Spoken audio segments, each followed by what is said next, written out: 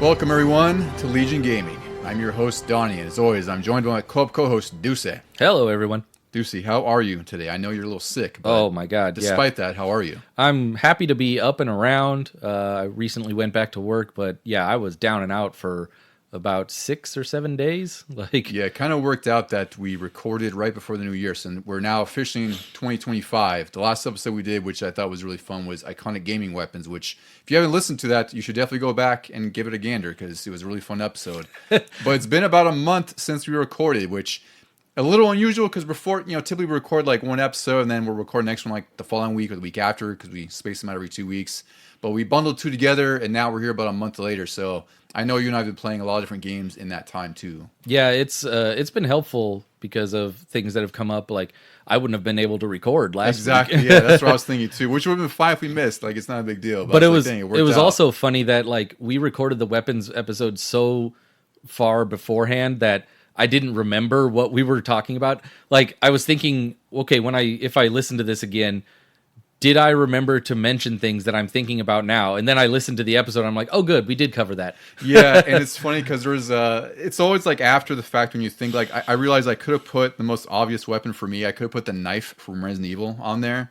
I felt like that could have gotten a mention because we had a lot of different stuff on there. Like, there's a pretty big variety, and I think there's just some things where we packed so much, and there's going to be weapons that we just wouldn't have thought of at the time. I did think about Resident Evil a little bit afterwards, but then I thought, like, all those guns kind of were your typical guns that you find in other games. Yeah, and for me, the only significant one was the knife, because that was like when you're out of options. Right? Yeah. That was all you had left, and you're like, God, this is awful. But yeah, a lot of those games, like Resident Evil 1 and 2, maybe even 3, you would just put the knife away as soon as you could. Yeah, that was like your be-all, end-all. Like, if I'm out of ammo, then I'll go to the box and get it. Yeah. But yeah, otherwise, it was just a waste of an inventory slot. But our friend Nick, he always sends us mail, which is always great to hear. He's definitely one of the people who sends us the most email. I wish more people would, out there. You can reach us at legiongamingpod@gmail.com. And of course, you can reach us on Instagram at Legion Gaming Podcast. And I'm more prevalent on Blue Sky since Threads makes me laugh because they're always talking about, we got 270 million users, we got 50 million users, and like no one interacts with anything on there. It's just a dead zone. So I kind of post on there a little bit because there's a couple cool people that I've come across, but we've kind of shifted more towards Blue Sky, where we're also at Legion Gaming Podcast. So you can follow us on there. And again, if you want to email us a list or anything you want us to read on air, or even like episode suggestions, really, like feel free at legiongamingpod@gmail.com. Yeah, please send in those lists too. They're always fun. We like to hear other people's things because for us, like, I don't want to call us old timers, Deucy, but we have a sort of a breadth of history for gaming. So it's like there's a lot of stuff we choose, the stuff we're fond of, but it's always great to hear other people's perspectives or what they think. And Nick, once again, sends a pretty cool list. He says, hi guys, my favorite weapons are, and he has the whole list. The Blades of Chaos from God of War 1 through 3. Oh yeah. Fantastic choice. Gunblade from Final Fantasy 8, which was on your list. Yep, for sure. The Wrench from BioShock. Another great choice. Oh man, I forgot all about that. That was like your default wrench. That thing was a really good one. I briefly thought, but then I thought of this as more of a power-up than a weapon. But when you get the bees in BioShock. Oh, the from the tonics. Yeah. And like I guess that's technically a weapon. It's disgusting, and when it looks like on your hand, there's a whole bunch of holes with bees coming out. But it's hilarious that you can use bees as a weapon. Yeah, I would love to revisit those games again, but it's just there's so many things to play, and like those games are pretty timeless to me. I am looking forward to Atomfall because me too. It does kind of give you that BioShock feel. It has a little bit of inspiration from there. Yeah.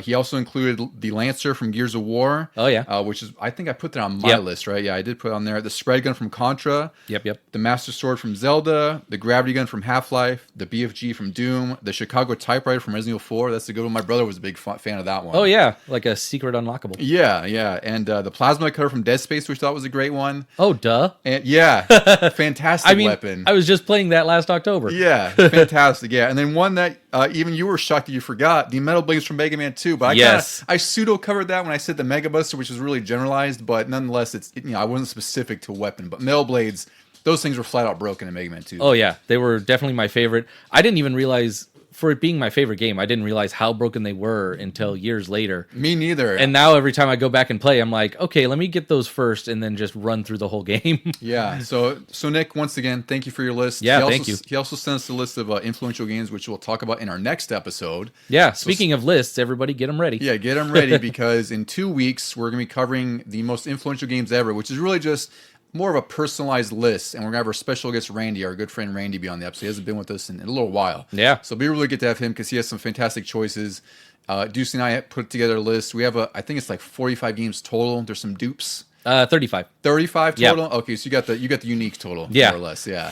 So I think it's gonna be a really fun episode, as it always is. But today we're gonna be covering one of my personal favorite series on the PS2, and that's Onimusha Warlords. Before we get to that, Deucy, what have you been playing lately? Not a whole lot. I haven't been in the mood when you're sick. I get No, like the first few days, I was just knocked out on my butt, and I was watching a bunch of YouTube stuff. The Switch 2 announcement, that was cool. I'm very excited about that. And Yeah. I'm definitely going to be, I'm just going to, spoil it for everybody. As soon as they announce it for pre-order, I'm likely going to get that. Yeah. Yeah. With the Mario Kart 9, I hope that is a launch title, like they kind of alluded to. I hope so, because that would suck if that was like their teaser sort of a game, And then they're like, it's just like, wait by till way, the end of the it's- year. Yeah, it's coming out the end of the year, Yeah. or it's coming out 2026. Like that would really suck. So I have a good feeling it's gonna be a launch game, and that's gonna be like an easy get. Like that alone is gonna sell so many Switch 2s. It's ridiculous. Somebody said it should be a launch game because otherwise, with this little launch teaser, they would have just put like Tears of the Kingdom clips on it or something. But instead, they decided to show that without saying anything.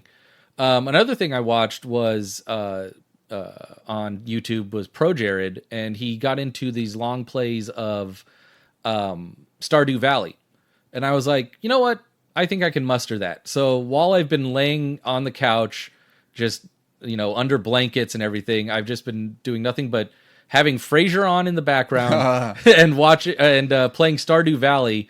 And man, I am super hooked on that again. I really need to get back in that because I played it a little bit when it was on Switch. It was like $10, which is a steal. The developer, I want to say his name was like Curious Ape or something. Like he is still updating this game. There's actually an article that just came out where he's like, I don't know if I'm going to stop updating this game ever. Like I just keep adding more and more to it. Well, there's tons of mods on the PC version, and Jared started playing it again because the newest update is called 1.6. Yeah. That's the official one from Curious Ape, and that is also applied to the Switch version. And it actually gives you new starting options, but I didn't want to go back and do those because I had already gotten a good chunk of the way into the first year, into like the summer season, and now I'm currently right at the tail end of the winter season. I've been playing it that much, and even though I'm like feeling better now, I still seem to be going back to that instead of any of our adventurous games. That game, and it's popular for good reason. It's sold a ton, and I'm always happy when I see those indie developers. Like as far as I know, he's a one-man developer. Like he's developed this game on his own. He has another one coming out called like the something Chocolatier. The some of the updates have added a couple more people. You can see them in the credits. Okay, do they? Okay, but that's about it. It's not a very any small bigger. team, but he sold like 10 million copies or something crazy. But it's a great comfort game. A lot of people love this because you can just. I mean, it's the ultimate pro game, really, right? Like you just put it on your Switch, your Steam Deck, wherever else. You just kick back, watch a show like you were, and just get lost in like the minutia of farming. I've gotten through like a season and a half of Frasier because of that. The other thing I got into, because this is like chicken soup for me, was Super Metroid. Oh yeah, I was just another like comfort game. Yeah, I just got to go back into that and play through it real quick. I'm already past the first boss and just rushing through that because it doesn't take any effort for me now.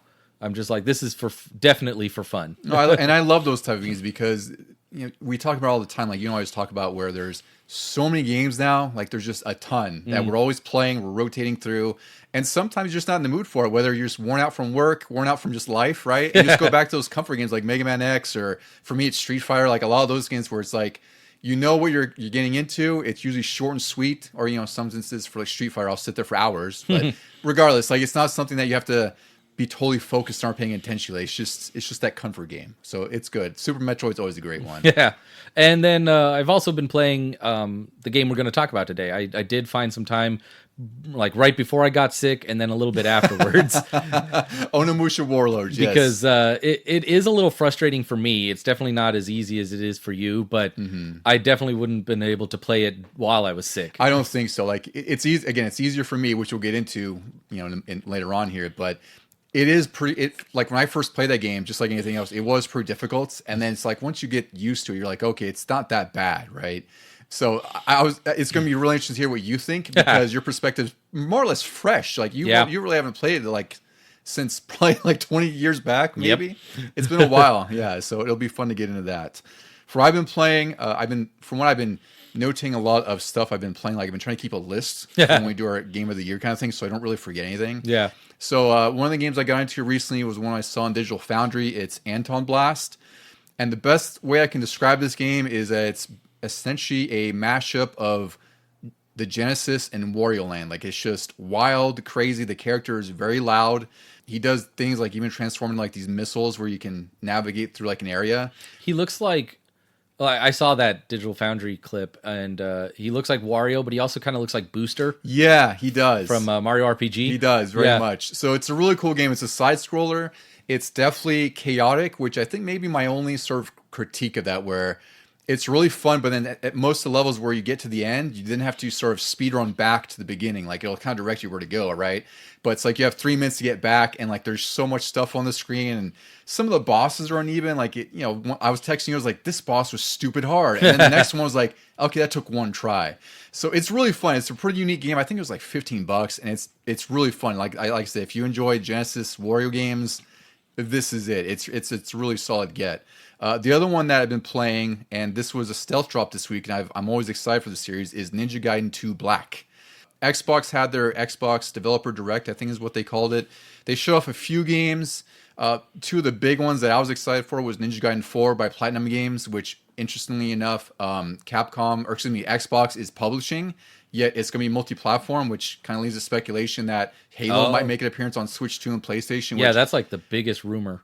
It is, and apparently Xbox has come out and said, like, we look forward to supporting the Switch 2, whatever that means. But to me, that's going to be like the equivalent of when Sonic came out, right? And it was on the GameCube and PS2, and like, wow, we thought this would never happen. Yeah, it was so surreal when I played Sonic Adventure on GameCube. It was crazy, yeah. But nonetheless, Ninja Gaiden 2 Black was stealth dropped. Like they announced Ninja Gaiden 4, and then 2 Black's like, okay, it's day one on Game Pass. I bought it on PS5. Is it a remaster, or is it just a port from back then? No, it's like a full remaster remake. Like it's all redone in Unreal Engine 5, so it looks amazing. Had they even announced it, like, oh, we might be working on this? Nothing. That's what's interesting. Is like they announced nothing about Ninja Gaiden 4 because we saw the Ninja Gaiden Ragebound, that 2D game by Emu. Yeah. And that was, as far as I could tell, like that was the only Ninja Gaiden that they were ever talking about. And I was satisfied with that. Me too. I was looking forward to that one. So the fact that I'm getting a new Ninja Gaiden 4, and then they released Ninja Gaiden 2 Black, which again, like I'm playing on the PS5 Pro, and it looks amazing and it plays amazing. The camera still is 2008 wonky. Like there's a little bit of stiffness, and sometimes you're obscuring the view, but it plays so good. And you know how much I love these freaking action games, Deucy. Well, that one, because it's so quick, like even if the camera loses you, you just keep hitting the attack button. You're slashing something. Yeah, exactly. And like, one of the things in because they released Ninja Gaiden 2 Sigma, which was like those sort of remastered versions, and they had some cutbacks there. Like they cut down this dismemberment in the blood, and here it's just all back. Like it's like it was on the 360. And I've been having a great time. I'm only through the first 2 levels. And that game really does challenge you to kind of learn the combat system and the ultimate techniques, because the bosses don't mess around. Like they're pretty fast, pretty brutal. They'll bulldoze you if you're not careful. I always remember that one being easier than the first one, though. It was. It definitely was. Like the first game, we were talking about with Randy over text, where it's like that first boss. I think his name is Mirai. And he's like the ultimate threshold for a first boss. I mean, he made it on my worst boss list. He did. That's right. Whereas I was like, yeah, this is hard as hell. But once you beat him, like that's the thing I love about these games, where it's once you do beat them, for me, they're fun to learn. But once you get through them, like you do get a sense of satisfaction that you learned how to beat a boss. Like you learn their patterns, you learn how to use your combat abilities and everything. So I'm having a great time with this one. I think Ninja Gaiden 2, with no additional words attached to it, I played it and I got stuck at the last boss because I didn't have like enough healing items to go into the final fight. So I don't know if how much they've changed in this version, because it does seem like I'm only playing on normal, but it does seem like the health orbs are at least reasonable. So it's like if you're low in health, you're more than likely get like health orbs dropped by enemies.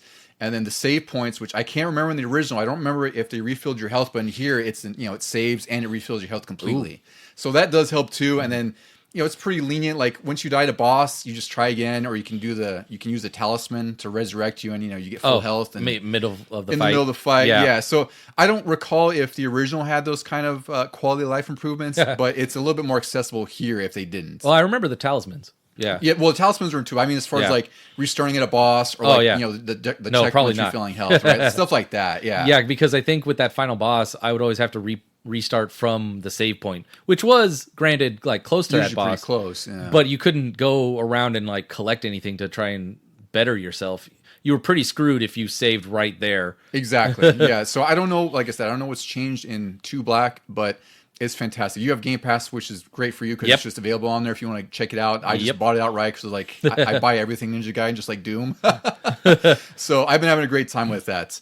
But I guess now is a great time more than ever, Deucy, to talk about some samurais.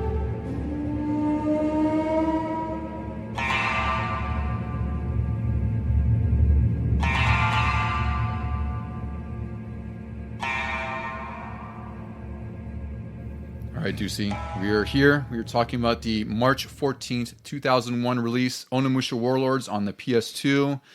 Did you have much familiarity with this back then? Like, did you hear about it before it came out? I assume more than likely it's like, I got it, you borrowed it, and that's how you originally played it. If I had heard about it, it was probably from a magazine that you had, because I always had just Nintendo Power.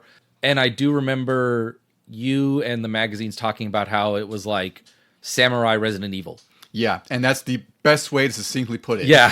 This is basically Resident Evil with a feudal Japan aesthetic and feel, and samurais and fast combat. Which is why I wanted to borrow it from you. Like, I know I waited until you beat it and stuff like that, but probably the one reason it kept me interested was because of that succinct description. Yeah, it's and this game actually had a pretty wild development, or pre-development even. Like, I didn't realize this, but it was actually starting as far back as 1997, because this released 2001. It was a very early PS2 game. Like, the PS2 had launched in America in October 2000.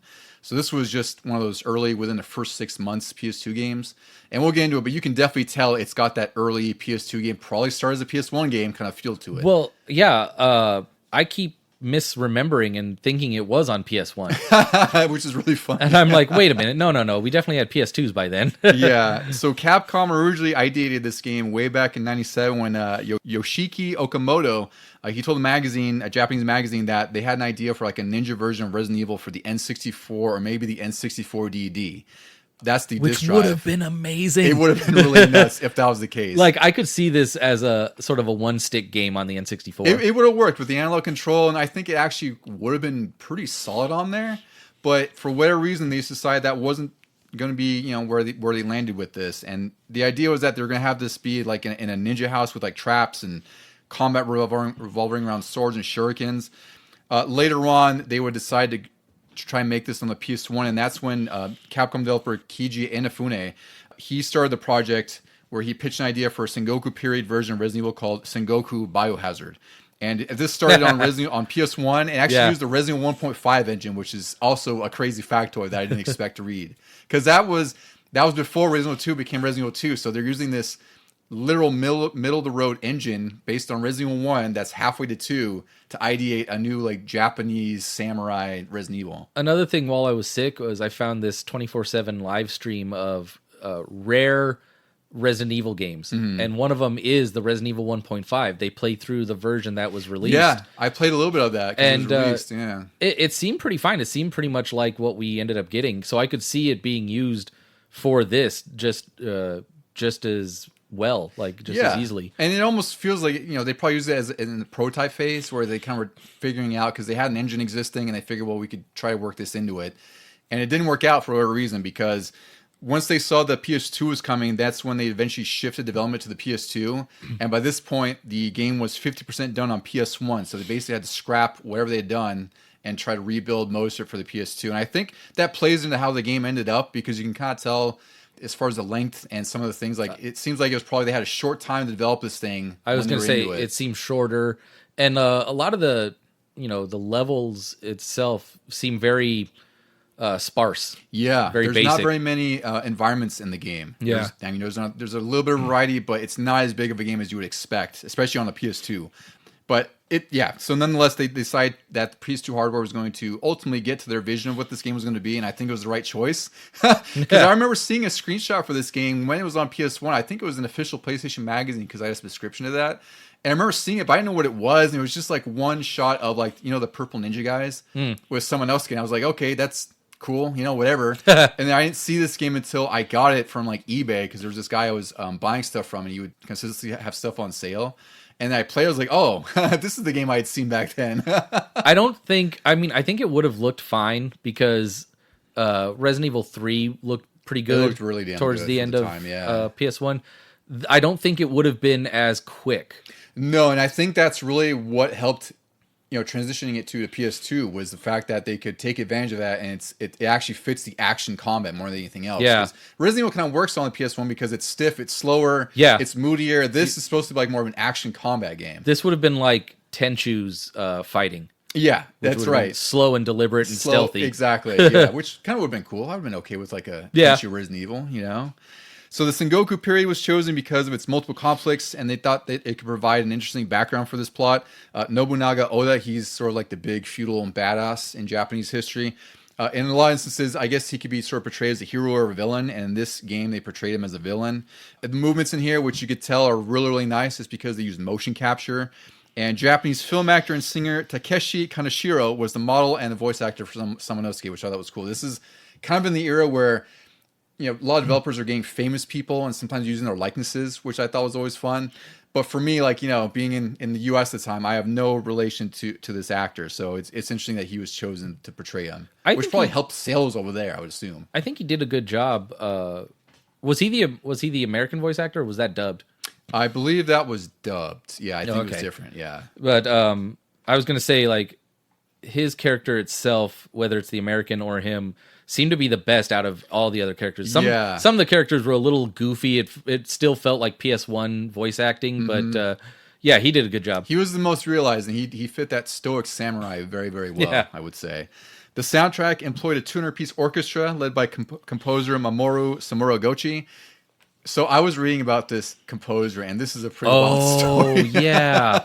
I forgot this was about Onimusha, because I'd seen this on like YouTube or something. Me too. So I thought about this after we did a Resident Evil episode, because Mamoru Samuragochi, he had done the soundtrack for Resident Evil Director's Cut DualShock version, which is one where we made fun of, where it has like that farty percussive Oh my God, thing, that is, right? It is terrible. So so essentially, there's a lot of controversy around him because he's a Japanese composer who said he was completely deaf, and the media had dubbed him sort of a digital age Beethoven.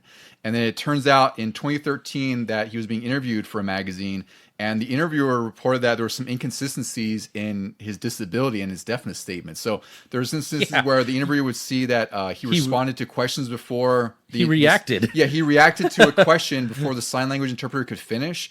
And he would, get up to open the door when the doorbell would ring.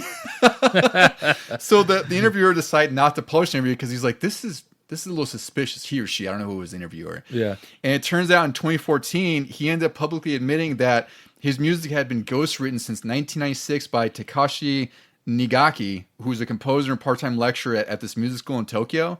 And that ghostwriter said that Samuragochi was not deaf. He had posed as a deaf person to generate mystique around his abilities, and he did not actually need a cane to help him walk, and much of his liner notes in his music were fiction. So he had no choice. Samuragochi had no choice but to release a statement that he did have a grade 2 physical disability certificate after losing his hearing, but he ended up regaining some of it, quote unquote, and that eventually he was ashamed of living a lie, and that at some point he had to sort of give back his certificate because he said that he had some loss of hearing, but he was not to the degree that would be actually officially diagnosed as a disability, right? Oh, so it's like he had some hearing loss, but not to the extent that he said but don't we all? Yeah, exactly, right? It's like, cool, I'm almost 40. I'm sure I can't hear as well as when I was 20, right? So with this, they basically took his credits away because, he had won awards and whatnot, and I forgot, there was some other, a couple accolades he'd gotten, but he also had to return those because he's just a sham. Like, he was just a scammer, and like he had done the soundtrack for Onimusha Warlords, and actually that soundtrack had to be re-recorded with the remaster because they wanted no part of the original soundtrack. Like, when you say re-recorded, did they just change up the songs completely? I think they just, whatever they did with an orchestra, I don't know to the extent of, if they got a full 200-piece orchestra again or something, but they re-recorded it, and I assume, try to mimic as much as they could. But this was just like a fascinating story when I read. I was like, God, what a shit show this was. Like, it's worse because you're portraying yourself as deaf, and you have this disability, and like it's a complete lie, and you got away with it for like 20 years. It's unbelievable. It's such a crazy story. So I don't know what he's doing now. I'm sure he's just living the hermit life and on his own business. But it's like you have no credibility at that point. I wonder if so. They said he was ghost written since '96, which means that was around the time of director's cut Resident Evil. And I wonder if that ghostwriter made the sounds and the music hilariously bad to make it seem like a deaf person made this. That would be an interesting point where he just, might have crapped out a soundtrack where it was because that was critical. The people were critical about that for good reason. And what if he was like trying to get people to be like, hey, look at what this quote unquote deaf guy, maybe he knew. Yeah. Look what this quote unquote deaf guy the made. ghostwriter knew, I guess. Yeah. I'm sure they'd been personal friends. It's just crazy that both of them were in on it. And then it just, at some point, it took an interviewer, was it 17 years later, to be like, this seems off. Something doesn't make sense here. The ghostwriter was probably like, hey guys, here's some clues. And nobody took it. They were like, oh, Resident Evil, that's a great game. Yeah. And then he started getting awards, and the guy's over there in the corner going, oh, okay. It's crazy. Yeah. It's a wild story. Like when I was reading about this, and again, I had heard about him because I didn't know too much about him, but I had heard there was a composer who had gotten controversy for this fake lie that he was living, but I didn't realize he was actually connected to Resident Evil. Like I'd heard it previously, and I forgot to mention on our episode. Yeah. But then I saw him come up with Onimusha. I was like, oh my God, it's so crazy. And as far as I saw, these were the only two credits he had was Resident Evil Director's Cut, DualShock Edition, and this. So he didn't get too far as far as gaming was, but it's wild that like everything else, his composing career is just over with good reason. Like you should not be able to lie about a disability and get away with it and profit off it. It's terrible. Yeah. Additionally, this is a fun factoid that I remember reading about, was that a glitch in the early version of Onimusha actually led to the juggling mechanic in Devil May Cry, which I remember reading in, I think it was official PlayStation Magazine back then. Essentially what happens, Hideki Kamiya, who created Devil May Cry and Resident Evil, he had come across the glitch in Onimusha where he was slashing at somebody and they got stuck in the air, and you just incessantly slashing them. Nice. And he thought that'd be cool to adapt into an actual combat system for Devil May Cry. So I thought that was, again, a little bit of Onimusha and Resident Evil DNA in Devil May Cry, which we talked about in I think it was the Alchemic episodes, where Devil May Cry was supposed to be Resident Evil 4. So Capcom, like, everything's just a big old stew over there between all their series is what it is. And additionally, Capcom spent about $5 to $10 million marketing the game, which I feel like that's a reasonable budget. I don't know what budgets were back then. I think this was well promoted back then because this was a pretty flagship PS2 game in its early time. Oh yeah, I saw ads for it in like every magazine that covered PlayStation. Exactly. There was always like a one-page thing for it. Yeah, it was a huge deal. And the reviews were really good, which we'll get into as well. But it was definitely like again, like that big PS2 game that I think was needed at the time because like most systems when they launched, there's not a whole lot coming out for it. For me, like the biggest launch game for PS2 was SSX, and I actually liked Madden a lot. Well, I didn't realize that was a launch game. Yeah, that was part of the launch crop with Ridge Racer 5. Tekken Tag was another big one, right? I got my PS2 kind of late, so I had a little more variety or options to choose from. And you it borrowed a lot from me too, because I'm sure I'd gotten stuff at the time. You're like, here's SSX, give it a shot, That would be a fun one to cover too, SSX. I would love that. A lot of EA Big. Yeah. Oh, EA Big episode. I like that one. Yeah. All right, so there's a couple of versions of Onimusha that we'll also kind of talk about. So there was Genma Onimusha. This was an enhanced port that came out on the Xbox in 2002. The bigger key here is that it had better graphics and it now supported 5.1 Dolby Digital Audio. They included 3 new armors for Samanosuke that they completely took out the 3 armors that were in the PS2 version. They redid them. I'm not sure it was because it was just Xbox was like, we want something unique, or they wanted to make this like the more definitive version, more or less. I feel like in the console wars, they were like, here, don't even pay attention to the PlayStation 2 ones. Here's our armor. Here's the exclusive armor. Yeah. A couple other changes they had is that there's a new tower. I forgot what it's called. I think it's called like the Ogre Tower or something like that.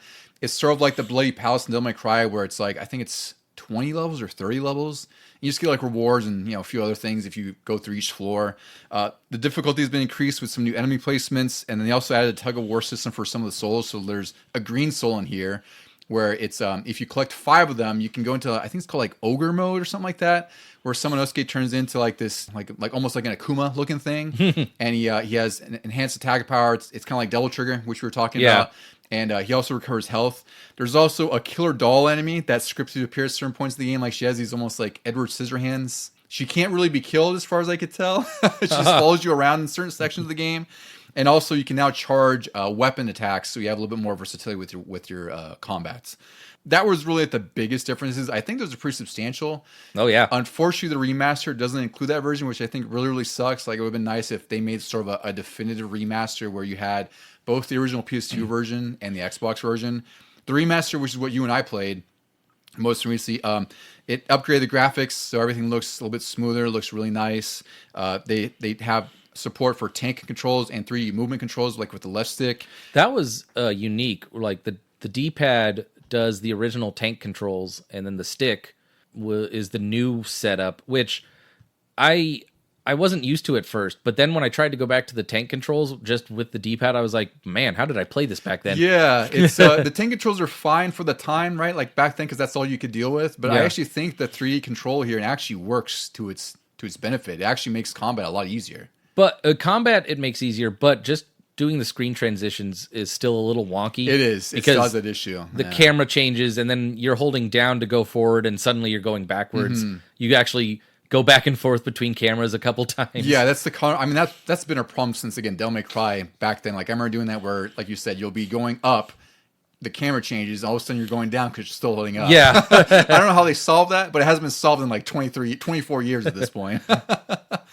I mentioned also they re-recorded the soundtrack, and one of my favorite features of the remaster, as small as it is the ability to quick swap your weapons, which means you're not diving in the menus. When I read that, and because I had forgotten about the old one, but then it sort of like was a lightning strike. I was like, oh man, I do remember having to constantly pause, switch, select. Yeah, so it was a little bit clunky. I think, I mean, we were kind of used to that though with Resident Evil because you had to switch guns with the menu, but in this game, you want to be able to switch a little quicker on the fly because there are certain doors that unlock with the certain powers.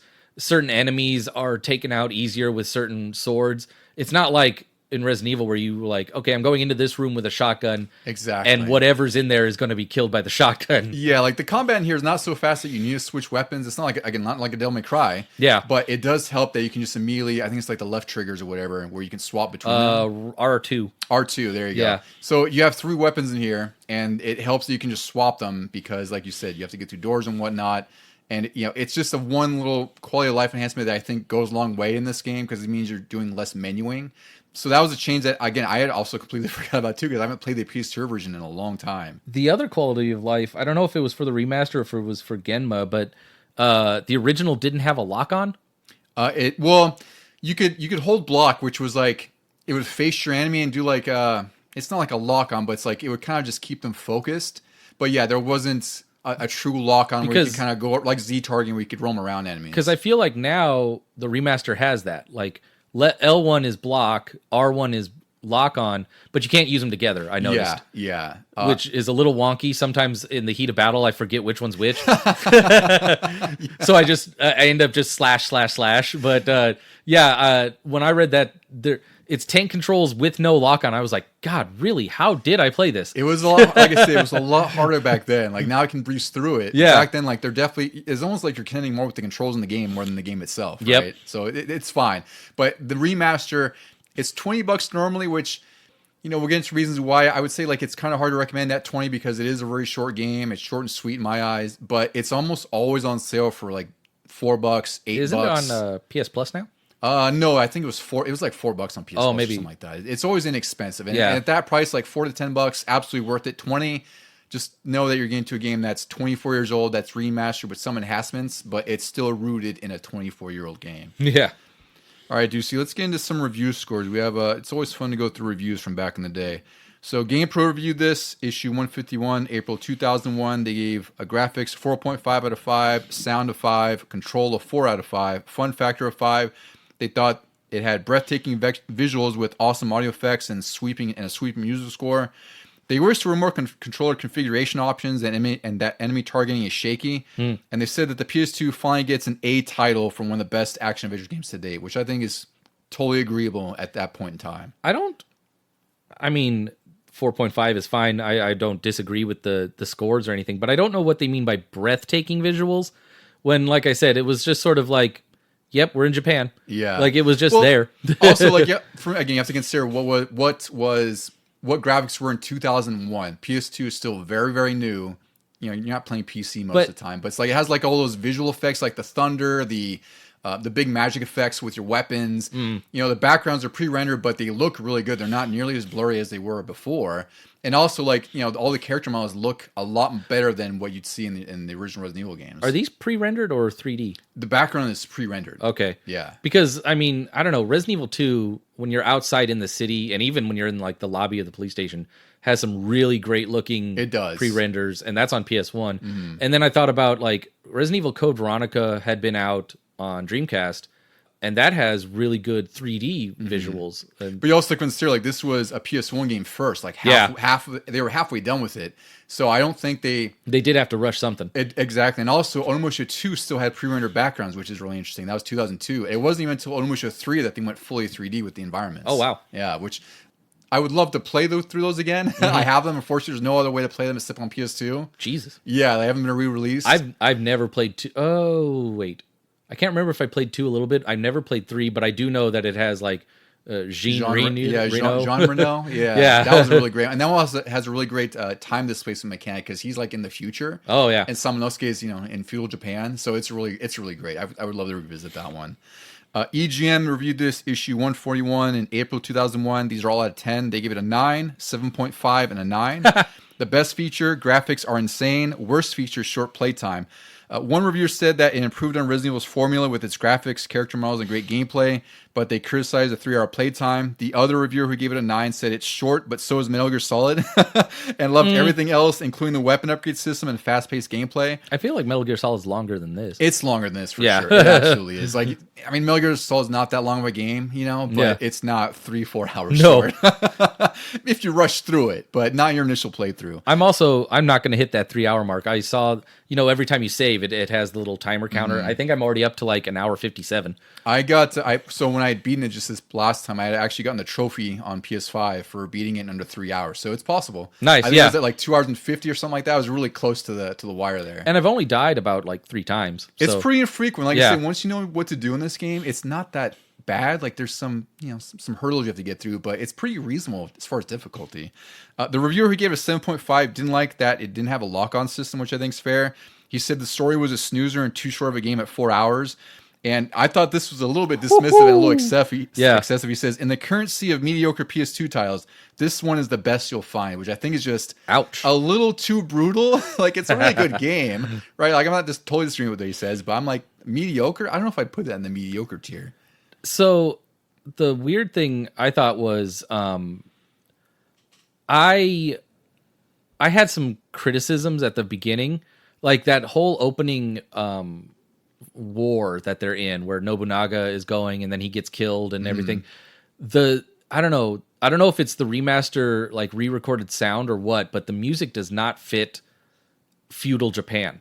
It's a little bit at odds with it, for sure. Yeah. And I was like, oh, okay. And then the voice acting kicked in and it was very basic. And I was like, but I'm so used to things like Ghost of Tsushima now, where you are very spoiled. Yeah, absolutely. And I would actually love like well, I know they're bringing out the new Onimusha that was announced last year, but if they could have done like a remaster remake of this first one, the way they've done Resident Evil 2 and Resident Evil 4, I'm sure they would update it a lot to be like Ghost. Oh, I agree. I think they would definitely take more influences from and games. And it would be awesome. I would love the way you have to find items and find all these little notes and things, just like Resident Evil, and then still have these, sword attacks and magic powers and things. Yeah, the remaster, it's totally serviceable. That's the thing. It's like, it's just a remaster. There's no remake to it. It's just a really enhanced port of the original game with some enhancements. Another gripe that I have, and I don't know if this was in the original, the map.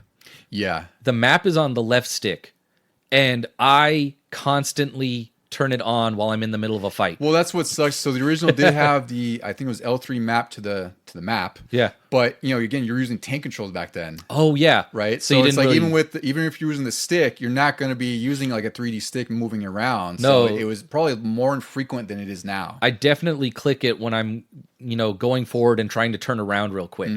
And you do a lot of dodging and running in this game. Yeah. So yeah, I'm constantly clicking on the map and I'm going. Oh. I got used to that because there are some games I do that as well. Like I'll be clicking the stick because I'm just moving, especially when there's it's an action game. Yeah. But in this game, it wasn't as frequent. Like I was just used to it to where I wasn't clicking it as much. Couple more reviews we got here. So I included Official PlayStation Magazine. I loved this magazine back then. I had a subscription. They reviewed issue 43, April 2001. This is when they were on a scale of 5.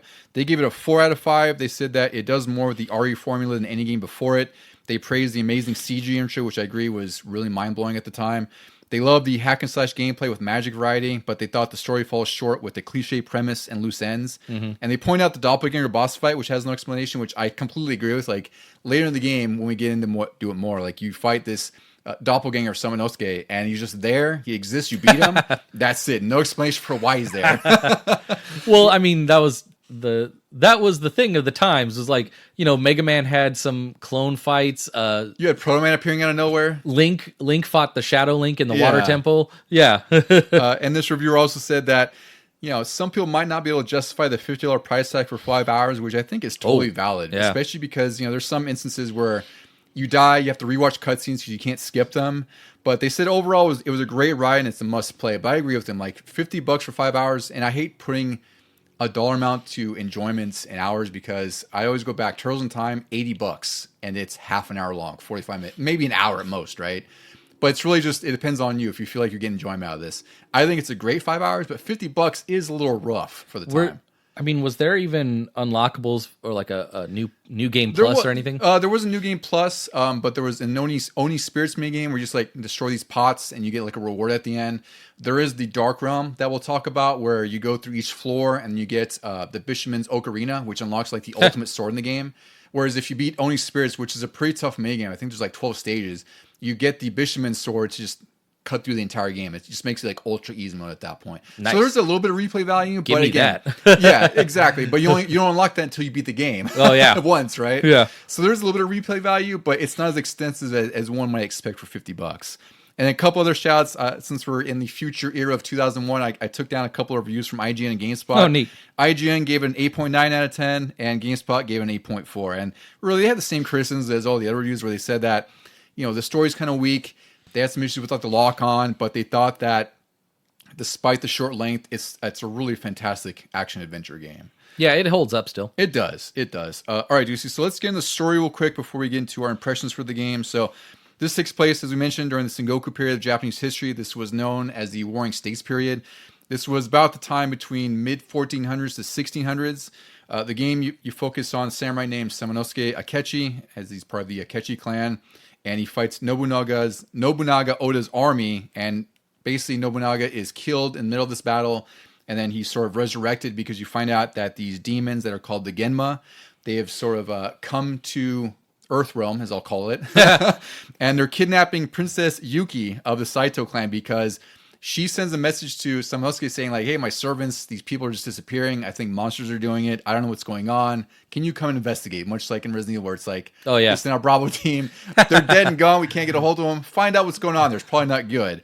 The game begins with the Battle of Okehazama where Samanosuke is kind of watching the Yoshimoto clan fight Nobunaga. Nobunaga's killed. And a year later, that's when he gets the message from his cousin, Princess Yuki, saying that, you know, you got to figure out what's going on here. Samanosuke attempts to save Yuki, but then he's defeated. And that's when you fight that ogre at the beginning of the game. Oh, yeah. And that's when, at this point in the game, you get the main gimmick, which is the Oni Gauntlet. So Samanosuke, in his death, is visited by the 12 Oni, also known as Yokai, which is sort of like, they're demons and ogres in Japanese folklore. It's also part of that game Nioh, if you haven't played that. It's like that Souls-like. That's, to me, it was the proxy to Onimusha, even though it's insanely hard. So you get this Oni Gauntlet that steals the Genma souls. The Genma are the bad, like, demon ogres you find in the game. And then later on, you find a scientist named Guildenstern who reveals that the Genma have resurrected Nobunaga because they want to serve him. That's a scientist? Yeah. I mean, I know he's really goofy. He has a lab in there, but yeah. So basically, Guildenstern, the whole idea that the whole reason they kidnapped Princess Yuki at this point is because they need like the pure blood of a sacrifice to basically power up Nobunaga when he's resurrected. And then later on in the game as well, you what's her name? Her brother's name is Yumimaru. That's the guy, the boy. Excuse me. And they attempt to kill him because the idea is like the more sorrow she has, right, the more pure her blood is, which then makes Nobunaga more powerful. And really, it's to serve. There's a Genma god here named Fortinbras who's sort of like behind everything. He's sort of like the lead reason why they want to resurrect Nobunaga. And you go off and fight him at some point, but they really are just, you're rescuing the two characters, Princess Yuki and Yumimaru, because they're trying to be sacrificed so Nobunaga can thrive and take over Japan. We need that extra sad blood. It does, yeah, exactly. There's always something, I watched that movie Nosferatu, and it's like kind of the same thing where it's like you have to be like a willing participant to sacrifice yourself and stuff. So weird, a thing too in the Resident Evil lore is that in Resident Evil Survivor, there's this note, and that's that really bad first-person game, where like to get the tyrant virus or to get the stuff that makes a tyrant instead of a zombie, you have to get these people really extra scared, and then you have to extract I don't know, fear juice from them.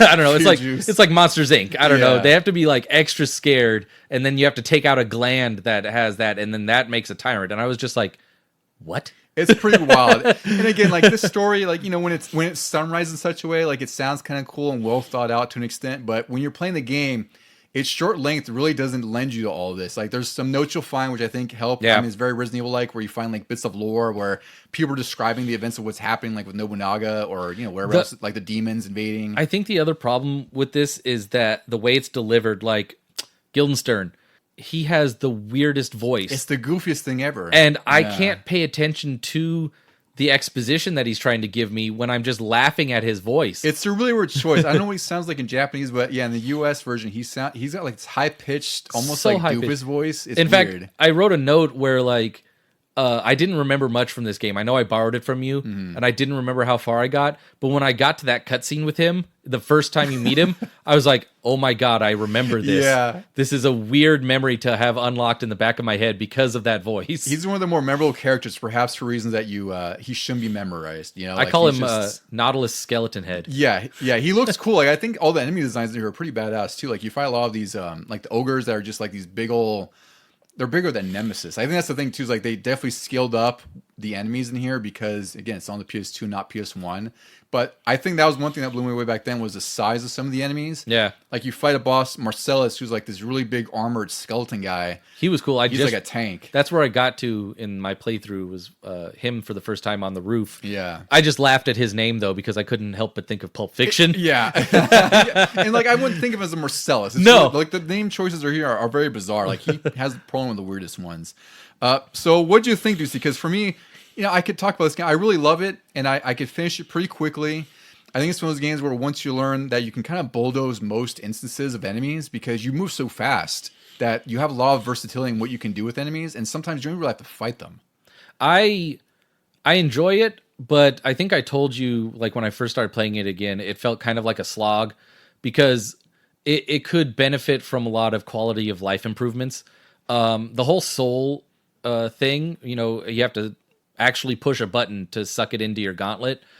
That needs to be improved a little bit for me because the souls are key to upgrading your weapons and your magic. And then when you upgrade your magic, that's what gets you into doors to progress.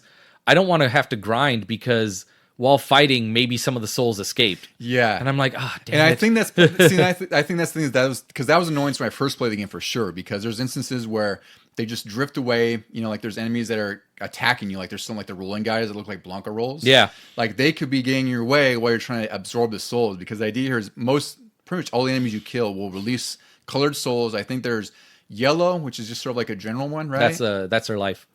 That's life? Yeah. Oh, it was life? Okay. I was already thinking differently. I was thinking blue, which is Ninja Gaiden. Yeah. So yeah, there's, I think is it red? Red is for your magic power? Red is for the leveling up. Leveling up. And blue is the magic, I think. Blue is magic, yeah. That's right. Because you have a magic meter in here, and each of the weapons, there's 4 total. So you have the katana, which is sort of like the beginner weapon of sorts. Like that's what you start with. And it turns into Ryzen, which is like this thunder slash blade, which is really cool. That's my favorite so far. I think that's the most badass looking one. Yeah. You get Enryu, which is this flame dragon sword. You get Shippu, which is one you just got called the Gale Blade. It's like this double-edged, I guess we'll call it staff. A staff with 2 knives on each side. Yeah, and each of the weapons has its own magic text. When you hit triangle, they do some sort of, you know, like Enryu, the flame one, like he throws like this big sort of trail of flames in front of you, which can, you know, kill all the enemies. Yeah, in it's front of you. funny. Like I like the lightning sword, but I like the flame magic. Yeah, because it's a great get off me kind of thing. Yeah. And then the Gale Blade that you get, that has like a area of effect attack that gets all the enemies around you. Yeah, these are all elementals. So one's lightning, fire, wind, Yeah. stuff like that. I don't know if there's an earthquake or anything like that. No, those are the only three. It's That just would've those been cool. three. Yeah. And then you get the Bishman sword, which I talked about, and that's called it's the ultimate sword because it bears the name of the God of War, and it can kill most enemies in one hit. But like I said, you have to get through the Dark Realm, or you have to beat only spirits to even use that thing. So it's almost just, like I said, easy mode after the fact. But your initial 3 weapons that you collect, those are all useful in their own ways. I relied mostly on the Thunderblade a lot because it seemed to be the most versatile. And then the Gale Blade works really well on certain bosses, which you'll get to a boss later that we'll talk about. Her name what was her name? Hekuba. Like this big old bee-looking hornet boss. She's really easy with the Gale Blade thing. Yeah. So we have to tie it back, but you collect those souls to level up those weapons and also level up their magic attacks because, like you said, you really can't progress in this game until you level up the magic part of the weapons because each of the doors has a separate level and a different element to get through. So it's like you might see a blue orb, which means you have to be level 1 with the Thunder Blade to get through, the Lightning Blade to get through. Or later on, you'll get to where it's like 3 green orbs to get through a door, which means you have to level up the Gale. So in that instance, I could see what you mean where you have to grind, right? Yeah. Because for me, when I got through it and I could beat it, I did just end up collecting souls to level up the magic attacks. But at the same time, like if this game is difficult for some, you can also just level up the attack power of each weapon, and that could also help you too. And when you think you've gotten a lot of souls, because it'll fill up the bar and then it'll give you a ×1, and then it'll fill up the bar again ×2, and you're like, oh wow, I have a ton. And then you start hitting the X button to level up your magic, and the bar is crawling to level up. I'm like, what in the hell do I need? So that always irked me back then too, because it looks like you have so many souls to invest in your different skills. Yeah. And you're right. And it's like for every 1 soul, it takes like 10 to level up on your weapons on there. I'm like, come on, you're almost there. And then when you don't make the level up meter, you're like, damn it, I gotta go find. Luckily, every room the enemies respawn, but also unluckily because there is a little bit of backtracking you want to do for certain treasures and things. But then, like, the guys just get in your way. Yeah, and that's where I say, like, it's just like with Resident Evil where we learned, like, when we watch speedrunners, like, they avoid most fights. Yeah. And that's what I learned with this game because my mentality, just because I grew up with those games, like, you have to get through, you have to kill every enemy, right? That's just, for some reason, in the back of your head. And some levels, or some areas, right, you do have to kill all the enemies to progress. But in most instances, especially in this game, you can just run past everybody. Like, you have a pretty good, you have a good enough movement to where you can avoid most enemies if you want to avoid them. But you also want their souls. Exactly. So that's kind of the other side of it. It's like, you have to sort of mitigate how much you want to grind in order to level up your abilities. Because you also can, there's like a light crafting system in this game I shouldn't use much, where if you have like the herbs, you can use souls to imbue them to, like, I think they're called medicines, right? You can get more health with them. So I think that's the thing with this game, is that it has a lot of these great ideas, but they're also literally half-baked because they had this shift development to PS2, right? So it's like you have this leveling up system which works, it's perfectly sufficient, but maybe a little bit too grindy if you level everything up. And you also don't need to level anything up anyway, really. Like, for me, I level up the Lightning Blade, and then I really just focused on leveling up the magic attacks because you need to get those to the door, right? Yeah.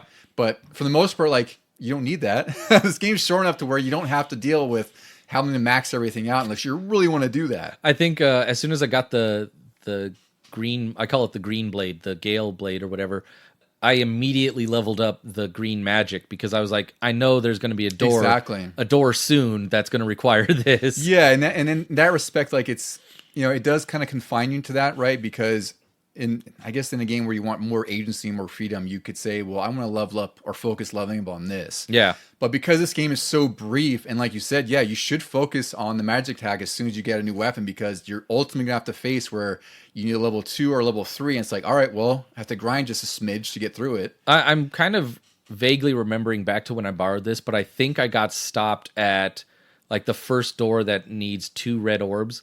Because, like, I texted you when I fought Marcellus, and I got the green weapon. I was like, I didn't even know there was a third weapon in this game. Because I think back then I got to the level where I needed the 2 red orbs, the level 2 magic, and I hadn't been leveling that up. I'd been leveling up the weapons and maybe a little bit of the magic.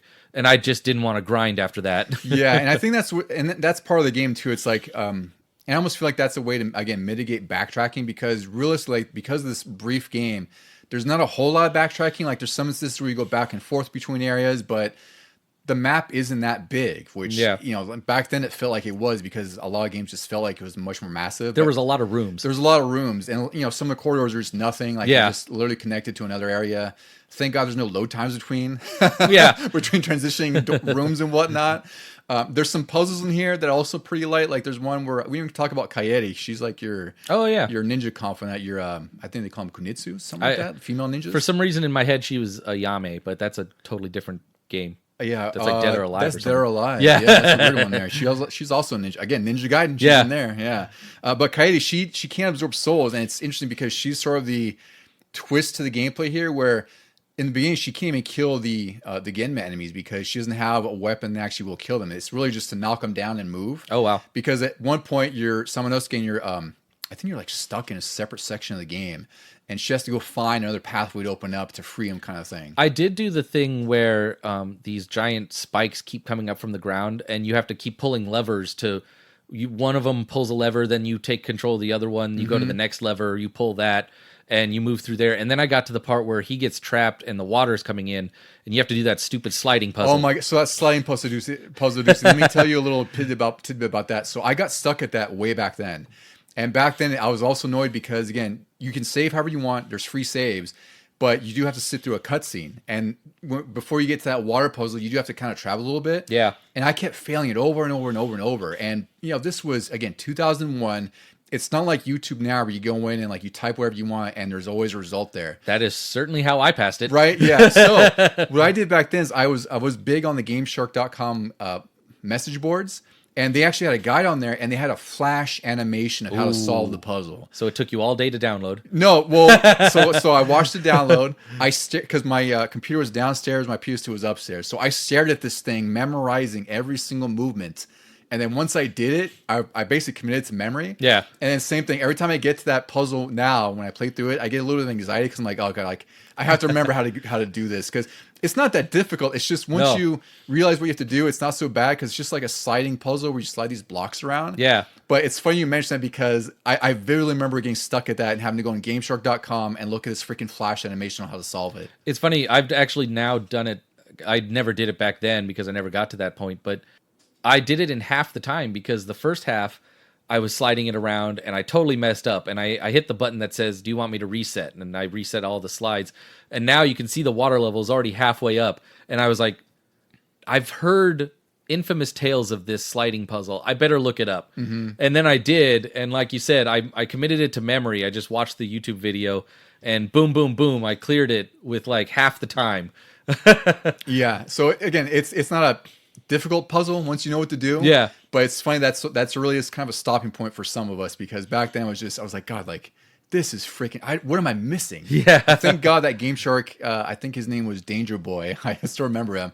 He had posted the guide on there. I was like, thank God this exists, because I don't know what else I would have done. I would have had to wait for a magazine. I don't know how I would have solved it. I just had to figure it out at some point. I mean, back then, like GameFAQs probably would have given you a written word version of it. Yeah. Okay, slide this little tab this way. Yeah, he would have numbered every one of them. And said, like, move number 6, move number 7, clockwise, counterclockwise. Yeah, it would have been a mess. Yep.